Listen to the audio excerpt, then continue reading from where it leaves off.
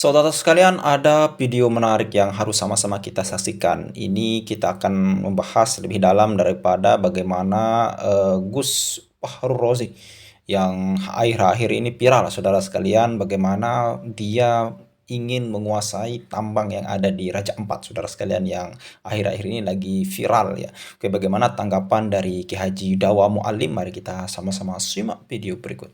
Silakan. PBNU kualat kepada Kiai Imad. PBNU dikotori oleh manusia-manusia penjilat. Bahkan PBNU dikotori oleh manusia penjilat yang merusak lingkungan di Raja Ampat. Sudah berkali-kali kami mengingatkan bahwa NU harus konsentrasi mengurus umat, mengurus tentang akidah umat, amaliyah umat, mengurus tentang akhlaknya umat, tidak ikut-ikutan tamak serakah ingin menguasai tambang di Nusantara. Dan aneh, PBNU seolah-olah merasa suci bersih sehingga seenaknya saja ikut-ikutan merusak negeri ini dengan menjadi komisaris salah satu perusahaan tambang. Merasa dirinya sudah suci, sudah hebat, sudah kebal dari segalanya, sehingga bertindak seenaknya.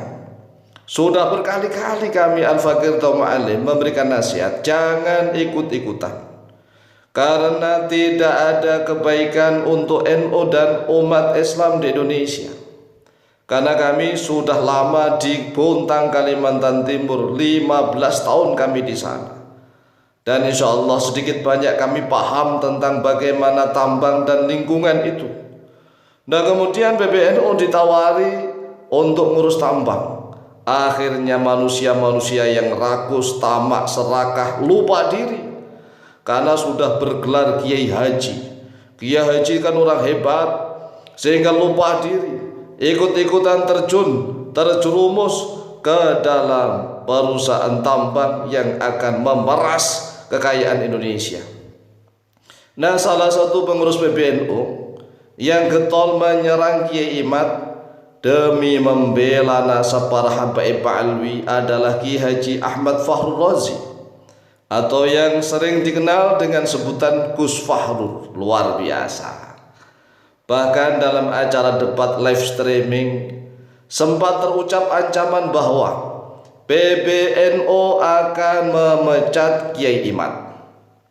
Kemudian tidak lama setelah itu benar adanya bahwa Kiai Imad dipecat. Kiai Imad dipecat dengan cara halus, yaitu dipecat dari anggota LBM PBNU dengan cara menerbitkan SK kepengurusan baru. Ini kan cara-cara liciknya PBNU. Dan ternyata ada manusia-manusia yang licik di dalamnya. Sehingga inilah otaknya, otak dalangnya bagaimana bisa mengatur Rois Am PBNU, bahkan ketua Tanfidiyah seolah-olah diatur, disetir. Sehingga muncul nih SK kepengurusan baru untuk pengurus LBM PBNU. Nah, di dalam SK pengurusan baru dengan tidak mencantumkan nama Kiai Imad dalam SK kepengurusan yang baru. Jadi pinter kan? Jadi nggak ada surat pemecatan, nggak ada. Agar kelihatan elegan begitu, agar kelihatan sopan. Tetapi ini cara-cara yang dolim, cara-cara yang licik, sewenang-wenang. Jadi diterbitkan SK baru. Ini kan seenaknya sendiri. Ya mentang-mentang dikasih amanah oleh Allah untuk menjadi pengurus organisasi yang dibentuk oleh para ulama. Ini kualat pokoknya kalau nggak hati-hati. Nah, kami sendiri Al-Fakir Dawa Mualim pernah mendirikan NU di Bontang. Mendirikan NU itu artinya gini, di Bontang awalnya nggak ada NU gitu. Di Bontang Kalimantan Timur ada NU itu satu ranting itu awalnya, satu ranting, tapi nggak ada MWC, nggak ada PC. Bahkan di PBNU ya Samarinda di Kalimantan Timur aja itu ya amburadul begitu. Tatkala tahun 2000 itu, 2001, 2002 dan seterusnya lah, tahun 2000 mulainya.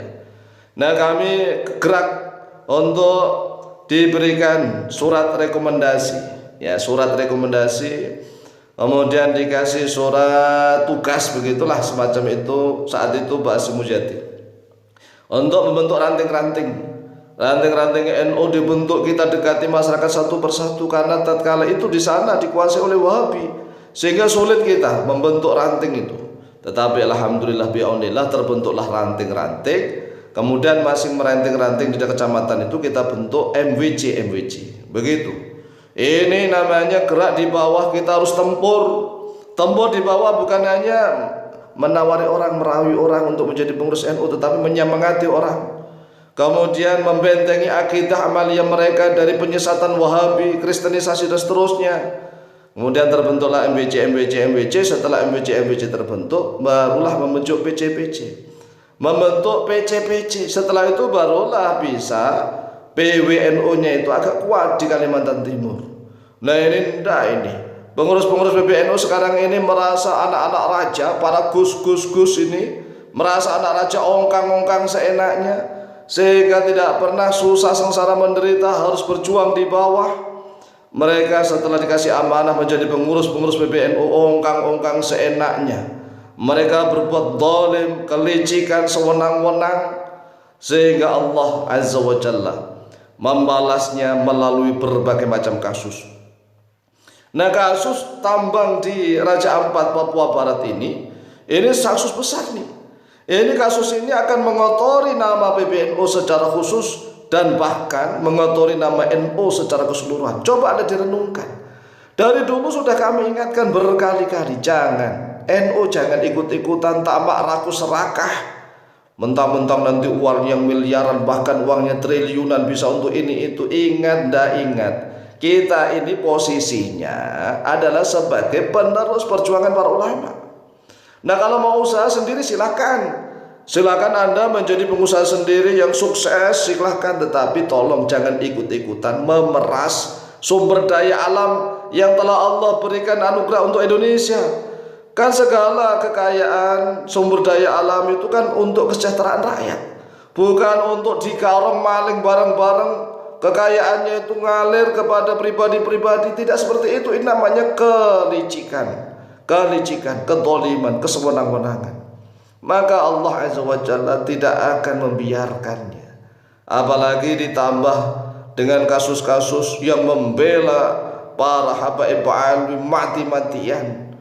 Tetap Indonesia ini akan segera berubah dah.